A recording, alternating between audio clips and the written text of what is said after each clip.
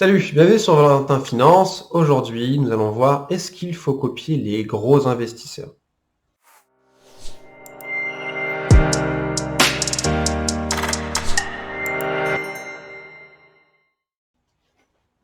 Bon, voilà, vous connaissez tous maintenant peut-être Warren Buffett ou d'autres investisseurs, mais faut-il copier ce qu'ils font, investir dans les mêmes actions, avoir la même stratégie?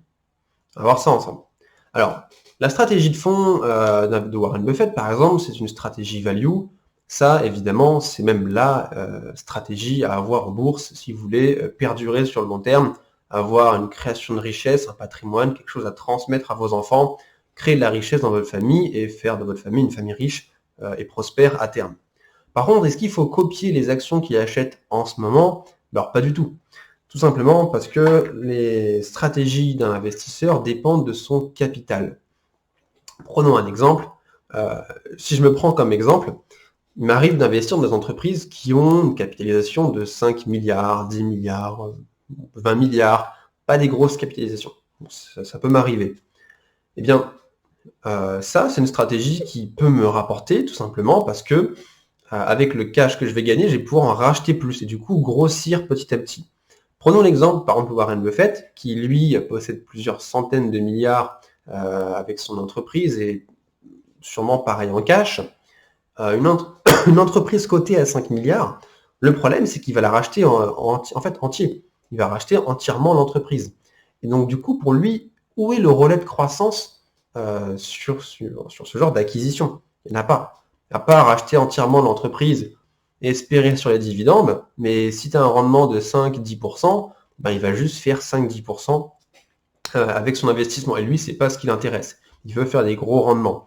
Donc pour lui, avec la quantité de cash qu'il a, eh bien, ses seules opportunités sont sur des méga capitalisations comme Apple, Amazon ou autres, qui ont des capitalisations énormes et dont il peut se permettre d'acheter des parts et faire de la croissance. Donc c'est pour ça qu'il investit aussi dans Apple, donc déjà parce que c'est une très bonne entreprise, mais aussi parce que voilà, c'est une entreprise qui a une grosse capitalisation. Il ne peut pas se permettre d'acheter des petites capitalisations parce qu'en fait, il va juste les absorber et il n'aura pas beaucoup de croissance. Il va juste créer une sorte de méga entreprise qui va recevoir plein d'enfants dans tous les sens, mais il n'aura pas cet investissement qui sera croissant.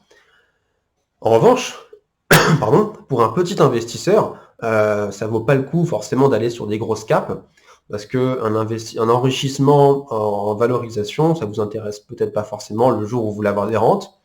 Et puis voilà, on regarde souvent les milliardaires ou les gens ultra riches, leur enrichissement, au bout d'un moment, il ne se fait même plus sur le cash, il se fait sur la valorisation. Déjà parce qu'il n'y a pas d'impôt sur la valorisation, voilà. Et surtout, parce que c'est plus facile à faire quand on a beaucoup de cash. En revanche, voilà, ce que je disais pour les petits investisseurs, c'est plus important d'avoir des petites capitalisations qui vont sûrement vous rapporter plus à vous sur le long terme, parce que vous allez pouvoir en acquérir de plus en plus. Obtenir aussi des rentes avec des dividendes qui sont assez conséquents.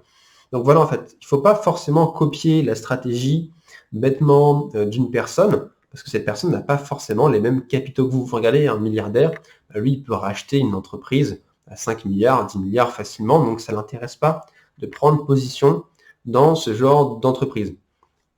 Et même prendre une petite position dedans pour pouvoir avoir de la marge, ça n'intéresse pas parce qu'il a déjà l'argent qui permettrait de tout acheter. Donc on voit vraiment que entre des gros investisseurs et un investisseur particulier, il n'y a pas du tout la même stratégie à avoir.